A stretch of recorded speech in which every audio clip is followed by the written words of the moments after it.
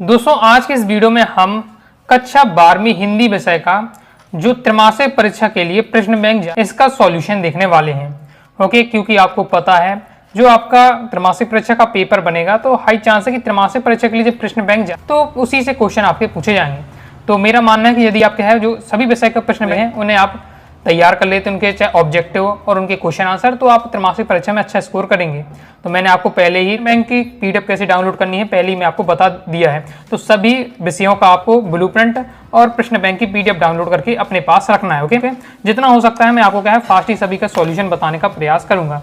देखिए ये आपका कक्षा 12वीं का हिंदी का है, लेकिन यहाँ टाइपिंग की मिस्टेक है तो ये बच्चा 11 लिखा हुआ है आपका, तो यहाँ 12 कर लेना। ओके, क्लियर है। अब देखने वाले हम क्रम से सॉल्यूशन में आपको बताते जाऊंगा। तो मैं आपको क्या है मैं ऑब्जेक्टिव की प्रैक्टिस करा दे रहा हूँ। ओके, तो एक एक पार्ट वाइज पार्ट वीडियो आएंगे क्योंकि बहुत बड़ा प्रश्न बैंक रहता है। ओके, तो जितना पार्ट हो सकते हैं लेकिन मैं आपको क्या बताने का प्रयास करूंगा। ओके, चलिए देख लेते हैं। सबसे पहले जैसे हमारे आ जाते हैं सही विकल्प, तो सही विकल्प देख लेते हैं। पहला हमारा हाला, आपको कुछ ज्यादा कुछ नहीं करना, वीडियो को ध्यान से अंत तक देखिएगा और सुनते जाइए। क्वेश्चन पढ़ते जा रहा हूँ, आंसर बताते जाऊंगा, सुनते ही आपकी तैयारी हो जाएंगी। तो इसलिए मेरा प्रयास रहता है कि वीडियो को आप देख लेते हैं तो फिर आपको बाकी और कुछ नहीं करना है, केवल आपकी क्या है तैयारी होती जाएगी डायरेक्ट देखते देखते। हुए पहला क्वेश्चन है हाला भारत के प्रवर्तक कवि हैं, और जैसे ही मैं क्वेश्चन पढ़ूँ तो तुरंत आपको आंसर मुझसे पहले आपको मन में सोच लेना है। ओके, और आप स्वयं देखिएगा कि मुझसे कितना बन रहा है और आपकी क्या तैयारी हुई। तो हाला भारत के जो प्रवर्तक कवि हैं आपके कौन है? हरिवंशराय बच्चन। नेक्स्ट, दिन जल्दी जल्दी ढलता है, गीत बच्चन के किस काव्य संग्रह से लिया गया है? तो निशा निमंत्रण से लिया गया है। हरिवंशराय बच्चन जी का जन्म कब हुआ था? तो ये कब हुआ था? 1907 ईस्वी में। आगे नेक्स्ट हमारा क्वेश्चन है हरिवंशराय बच्चन का जन्म कहाँ हुआ था? तो कहाँ हुआ था? तो इसका राइट आंसर आपका इलाहाबाद में हुआ था। आत्मपरिचय कविता में कवि किसका भाल लिए फिरता है? तो सीधे लाइन ही आती है आपका कि मैं जगजीवन का भाल लिए फिरता हूँ। किसका भाल लिए फिरता है? कवि जगजीवन का। नेक्स्ट, आत्मपरिचय कविता में कवि जीवन में क्या लिए फिरता है? अब देखिए यहाँ लिखा हुआ है आपका स्नेह भी और प्यार भी। अब स्नेह और प्यार एक ही आपका रहता है, ओके, बात रहती है, लेकिन आप यहाँ स्नेह आप लगाना है। ओके, आत्मपरिचय कविता में कवि बच्चन किसका पान किया करते हैं? तो स्नेह सुरा का पान किया करते हैं। आत्मपरिचय कविता में कवि अपने रोदन में क्या लिए फिरते हैं? तो अपने रोदन में क्या लिए फिरते हैं? राग लिए फिरते हैं। आगे देख लेते हैं। तो आगे हमारे क्वेश्चन आ जाते हैं आत्मपरिचय कविता में कवि स्वयं को दुनिया का एक नया मानता है? तो दीवाना मानता है। आत्मपरिचय कविता में कवि कैसा संसार लिए फिरता है? तो सपनों का संसार लिए फिरता है, स्वप्नों का संसार। नेक्स्ट है हो ना जाए पथ में रात कहीं, सोचकर जल्दी जल्दी कौन चलता है? तो दिन का पंथी यानी पंथी चलता है। ओके, किसका ध्यान करके चिड़िया के परों में चंचलता आ जाती है? तो अपने बच्चों का ध्यान करती जब बच्चों। देखो ज्यादा मैं समझा नहीं रहा हूँ क्योंकि बहुत सारे क्वेश्चन है तो डायरेक्ट मैं आपको कैसे बताते जा रहा हूँ कि सॉल्यूशन। बच्चों की याद आने पर चिड़िया क्या करती है? चिड़िया क्या तेजी से उड़ने लगती है। तेजी जब बच्चों की याद आती है तो उसे लगता है कि मुझे घर जाना है, तो तेजी से क्या है उड़ने लगती है। दिन जल्दी जल्दी ढलता है। कविता में कवि हताश व दुखी है, क्यों है? क्योंकि वो क्या है परिवार से बिछुड़ने के कारण से क्या परिवार की जब याद आती है। कवि आलोक धनवा किस दशक के कवि हैं? तो 7वीं 8वीं दशक के कवि हैं। आगे नेक्स्ट हमारा क्वेश्चन है कवि आलोक धनवा की पहली कविता है। तो यहाँ पहली कविता पूछी जा रही है तो उसका राइट आंसर हो जाएगा जनता का आदमी होना चाहिए, जनता का आदमी हो जाओगे। कवि आलोक धनवा का एकमात्र जो कविता संग्रह है वो है आपका दुनिया रोज बनती है। इसके आगे नेक्स्ट हमारा है छत से गिरने और बचने के बाद बच्चे बन जाते हैं। तो क्या बन जाते हैं? निडर बन जाते हैं। पतंग कविता किसके लिए प्रसिद्ध है? तो जो बिंब विधान है, बिंब विधान है उसके लिए प्रसिद्ध है। आगे देख लेते हैं पतंग उड़ाते बच्चे किसके सहारे स्वयं उड़ते हैं? तो रंधों के सहारे। मात्रिक छंद का उदाहरण है तो जो सोठा छंद है वो मात्रिक छंद है आपका। माधुर्य काव्य गुण किन रसों में पाया जाता है? तो माधुर्य काव्य पूछा जा रहा है तो ये आप किस में होगा? श्रृंगार में होगा, क्योंकि रौद में तो आपका ओज हो जाता है, हास्य नहीं होगा ना, वीर में भी आपका ओज ही जाता है। ओके, काव्य गुणों की संख्या होती है तो कितनी मानी गई? 3 हो जाएगा। जिस काव्य गुण विशेष के कारण सहृदय का चित्त व्याप्त हो जाए, मतलब उसी में रम जाए। ओके, तो सहृदय के चित्त में अर्थ पूरी रूप से रम जाए तो प्रसाद गुण होना चाहिए। ओके, जोश की बात हो, वीर रसा आ जाए तो ओज गुण हो जाता है आपका।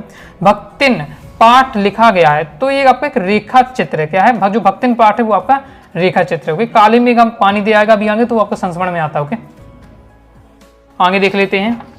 फिर हमारा नेक्स्ट क्वेश्चन है जिठौत का अर्थ होता है? तो जिठौत का अर्थ होता है जेठ का पुत्र, जिठौत जेठ का पुत्र। ओके, भक्तिन का वास्तविक नाम होता है? तो भक्तिन का वास्तविक नाम लक्ष्मण है। भक्तिन गले में पहनती है तो कंठी माला पहनती है। महादेवी वर्मा का जन्म वर्ष हुआ था तो 1907 में। यामक काव्य संग्रह है आपका किसका है? तो ये आपका है महादेवी वर्मा का। ओके, महादेवी वर्मा। नेक्स्ट है बाजार दर्शन, यहाँ आपका महादेवी वर्मा है। क्लियर है। बाजार दर्शन के लेखक है, तो आपके बाजार दर्शन के लेखक कौन है? जैनेन्द्र कुमार हो जाएगा। तो परख उपन्यास के लेखक भी कौन है? आपके जैनेन्द्र कुमार है। बाजार दर्शन पाठ है, तो जो बाजार दर्शन पाठ है जो निबंध है, ये टॉपिक बहुत मतलब विद्यार्थी कंफ्यूजन करता है और अक्सर पेपर में यही आता है। तो याद रखिए जो भक्तिन वाला हमारा अध्याय है वो रेखा चित्र है, बाजार दर्शन हमारा निबंध है। ओके, परचेजिंग पावर का अर्थ है, तो परचेजिंग पावर यानी खरीदने की शक्ति। ओके, बाजार का जादू का अर्थ है, बाजार का जादू है कि आकर्षक वस्तु है। ओके, क्योंकि दान की वस्तु, उधार की वस्तु, उपहार की वस्तु ये हो नहीं सकता, तो आकर्षक वस्तु है। बाजार दर्शन पाठ का केंद्रीय भाव है, तो मैंने आपको बताता है ना तो धर्म को, ना समाज को, ना राजनीति, ये सब समझाता नहीं है, बाजार भाव समझाता है। काले मेघा पानी दे पाठ के लेखक है, तो हमारे कौन है? धर्मी भारती हो जाएगा। इसके बाद नेक्स्ट है वे विभिन्न शब्द जिनका स्रोत संस्कृत तो नहीं है लेकिन भारत के ग्राम क्षेत्र यानी गांव के क्षेत्र में बोले जाते हैं, जनजातीय की बोली में होते हैं, तो आपके क्षेत्रीय शब्द होंगे। कौन से? क्षेत्रीय शब्द। ओके, निपात शब्द कौन होते हैं? जो जोड़ दिए जाते हैं। ओके, इसके बाद दोस्तों हम देख लेते हैं नेक्स्ट, निम्न से अवधारणा बोधक निपात शब्द नहीं है, निपात शब्द नहीं है, वो आपको बताना है। देखिए ठीक भी आपका आता है करीब लगभग, तो मतलब काश आपका निपात शब्द नहीं है। नेक्स्ट काश, आज वर्षा होती, इस वाक्य में काश कौन सा निपात शब्द है? ओके, अब जैसे काश तो आपका निपात शब्द है लेकिन अवधारणा बोधक नहीं पूछा जा रहा है, इसलिए आपका काश हो गया। तो काश आज वर्षा होती है, वाक्य में काश का निपात शब्द हो जाए तो काश आज वर्षा होती, तो आपका विस्मय आदि बोधक में आ रहा है। ओके, निम्न शब्दों में से तकनीकी शब्द नहीं है, तकनीकी शब्द नहीं है। अब देखिए रेखाचित्र, अभिकर्ता, आयु, ये आपके आपके तकनीकी में आएंगे। अगोछा नहीं, अगोछा एक आपका क्षेत्रीय शब्द में चला जाता है। ओके, लोटा, लुटिया, ये सब ऐसे आते हैं तो क्षेत्रीय शब्द में हो जाते हैं। तकनीकी शब्द जो किसी आपके किसी विशिष्ट टॉपिक के लिए बने हो। ओके, जैसे गुरुत्वाकर्षण हो गया, तो गुरुत्वाकर्षण कब पढ़ते हैं? जब फिजिक्स कॉपी उठाएंगे तभी हम गुरुत्वाकर्षण देखने को मिलता है। तो ऐसा आपका रहता है, विषय के लिए रहे वाकई तकनीकी शब्द में आते हैं। सिल्वर बेंडिंग पाठ के लेखक है, तो मनोहर श्याम जोशी। अब देखिए कंफ्यूजन करने के लिए श्याम मनोहर जोशी लिख दिया है, ऐसे आपको कंफ्यूजन करते हुए, तो मनोहर श्याम जोशी हो जाएगा। यशोधर बाबू अपना आदर्श मानते थे, वेदांत से अब आपकी स्टार्ट हो गए। ओके, यशोधर बाबू अपना आदर्श किसे मानते थे? किसंदा को मानते थे। यशोधर बाबू मूलतः रहने वाले तो कुमाऊं के रहते थे। ओके, कुमाऊं वाला होगा ऑप्शन, तो यह हो जाएगा आपका कुमाऊं। ओके, नेक्स्ट यशोधर बाबू सर्वप्रथम किस पद में नियुक्त हुए? तो सहायक क्लर्क में। यशोधर बाबू का नाम है तो बाईडी पंत कहा जाता है यशोधर बाबू का पूरा नाम। ओके, मैंने लेखक ने यशोधर बाबू को किसंदा का कौन सा पुत्र माना है? तो इसका माना है मानस पुत्र माना। हो गया। यशोधर बाबू किस तरह के जीवन के पक्षधर थे? तो एकदम सादगीपूर्ण जीवन के पक्षधर थे। टीवी पर प्रसारित खबरों के लिए सबसे महत्वपूर्ण है तो विजुअल भी होना चाहिए, व्हाइट भी, नेट भी, यानी उपरोक्त सभी। और ये क्वेश्चन एमपी बोर्ड एग्जाम 22 में आया था। ओके, नेक्स्ट ऐसी रेडियो समाचार की भाषा होनी चाहिए। रेडियो हो तो उसकी समाचार की भाषा कैसी होनी चाहिए? तो इसकी होनी चाहिए जिसमें आम बोलचाल के शब्दों का प्रयोग हो, कठिन शब्दों का नहीं होना चाहिए। कठिन शब्द होंगे तो लोगों को समझ में नहीं आएगा। ओके, तत्सम तद्भाव की बहुलता ना होनी चाहिए। साथ ही पढ़ने से कुछ मतलब है नहीं है कि क्योंकि यहाँ समझने से मतलब है, तो आम बोलचाल के शब्दों का प्रयोग है। आधुनिक छापा खाने का आविष्कार हुआ तो जर्मनी में। तो इस प्रकार से कंप्लीट हो जाते हैं हमारे, आपके मैंने कंप्लीट करा दिए हैं वस्तुनिष्ठ। और 50-51 है। आपके दोस्तों कितने सही हुए हैं, मतलब आपसे कितने पहले से बनते थे, कारण से दोस्तों जरूर बताइएगा। ओके, अब दोस्तों हम देख लेते हैं रिक्त स्थानों की पूर्ति। मैं ड्रेस मौजों में मस्त बहा करता हूँ तो भव हो जाएगा। ओके, नेक्स्ट है मैं मादकता निशेष हो जाएगा। ओके, निशेष लिए फिरता हूँ। मैं बना कितने जग रोज मिटाता हूँ, अलंकार पूछा है। अब देखिए बना नहीं, पुनरुक्ति प्रकाश अलंकार। पुनरुक्ति प्रकाश अलंकार में यानी एक ही शब्द डबल बार आए। ओके, नेक्स्ट है अब जैसे आपके सिलेबस में बाकी नहीं है क्वेश्चन, आपको भली दे दिया गया है। कभी बच्चन का ध्यान लिए फिरता है तो कभी बच्चन जग का ध्यान नहीं करते हैं।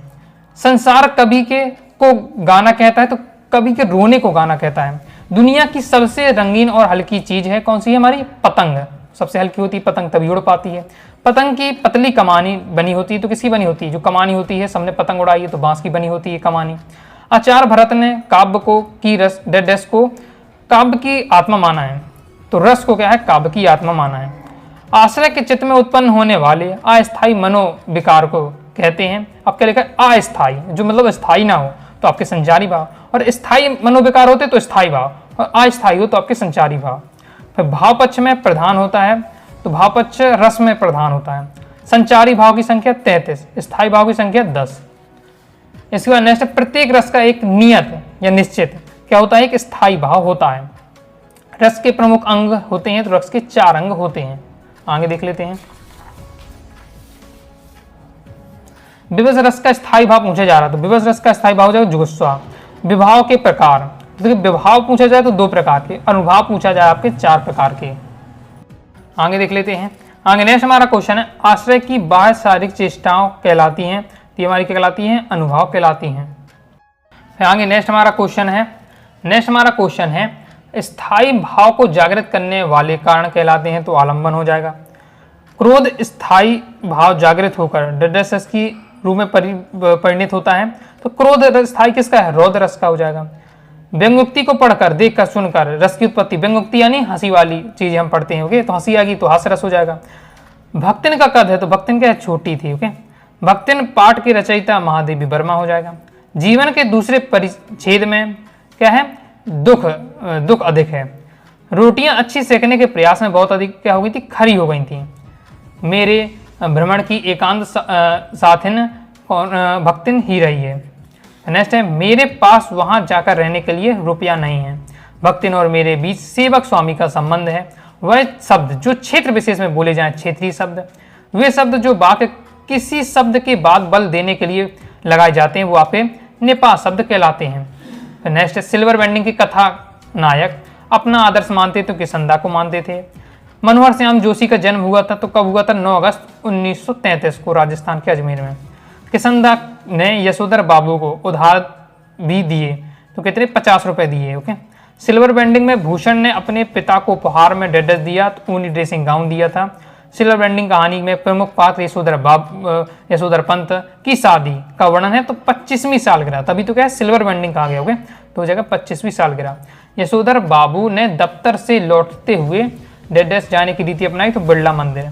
यशोधर बाबू मूल रूप से रहने वाले थे तो कुमाऊं के। एक सफल साक्षात्कारता में होने चाहिए, तो क्या पर्याप्त ज्ञान होना चाहिए। और जो स्तंभ लेखन है, लेखन का प्रमुख रूप है, तो विचार परक लेखन का प्रमुख रूप है। संपादकीय को अखबार की आवाज माना जाता है, तो कंप्लीट हो जाता है। इस प्रकार से दोस्तों मैंने आपको क्या है, इस प्रश्न बैंक के आपका जो विकल्प वाले क्वेश्चन थे, रेगिस्तान वाले क्वेश्चन थे, बता दिए हैं। अब जैसे हमारे 7 सत्य हैं, सही जोड़ी हैं, एक वाक्य है, और फिर हमारे क्वेश्चन आंसर आ जाते हैं। तो अगर आप मैं चाहते कि इसी बार से जो आपका ये सीरीज है प्रश्न बैंक की कंटिन्यू रखूं, तो आप क्या है, कमेंट बॉक्स में जरूर बताइएगा। अगर आपका सपोर्ट रहता है तो मैं इसी बार से आपको कंप्लीट सॉल्यूशन तो करवा ही दूंगा प्रश्न बैंक का, और सभी विषय का आपको कराने का प्रयास करूंगा। तो आइए दोस्तों, आपको वीडियो पसंद आई होगी। वीडियो पसंद आए तो वीडियो को लाइक करके सब्सक्राइब जरूर कर दीजिए। साथ ही टेलीग्राम चैनल और व्हाट्सएप चैनल को जरूर ज्वाइन करके रखिएगा।